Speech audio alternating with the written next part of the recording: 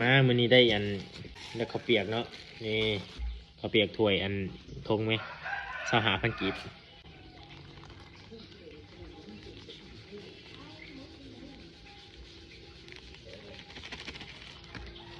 25,000เด้อจุนเจ้าเด้อ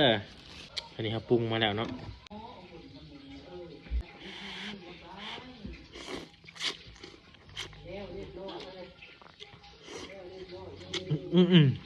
เติมข้าวไปน้ำ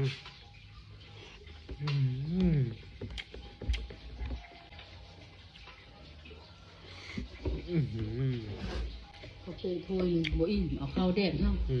จักซ้ำเด้อแล้วความกินหลายเอาสมบูรณ์